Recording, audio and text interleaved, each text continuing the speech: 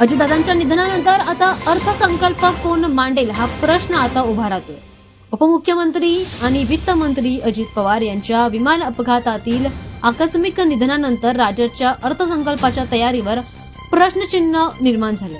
2026 आणि 27च्या अर्थसंकल्प सत्राच्या जवळ येत असताना पूर्ण तयारी ऑलमोस्ट झालेली असताना अर्थसंकल्प कोण मांडेल हा मुद्दा आता राजकीय चर्चेचा केंद्रबिंदू बनला. अजित पवार हे महाराष्ट्राचे एक प्रमुख आर्थिक निर्णयकर्ते होते. त्यांनी आतापर्यंत 11 वेळा राज्याचा अर्थसंकल्प सादर केलाय.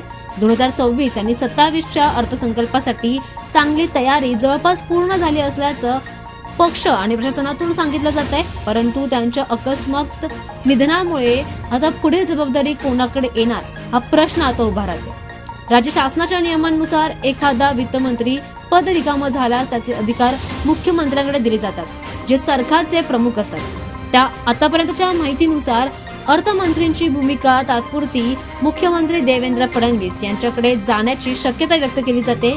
महाराष्ट्राच्या मंत्रिमंडळात संसदीय माहितीनुसार विद्यमान परिस्थितीमध्ये फडणवीस हेच एकमेव नेते असतील ज्यांच्याकडे सत्ताधारी मंत्रिमंडळ आणि वित्त धोरण हाताळण्याचा अनुभव आहे आणि क्षमता देखील आहे. त्यामुळे बजेट सादर करण्याची जबाबदारी ही मुख्यमंत्री देवेंद्र फडणवीस यांच्याकडे जाण्याची शक्यता आता व्यक्त केली जाते. त्याचसोबत आता अजित पवारांकडे जी खाती होती त्या सर्व खात्यांची जबाबदारी आता कोणाकडे दिली जाणार हा सुद्धा एक प्रश्न आता जनतेसमोर आणि सरकारजवळ उभा राहिलाय.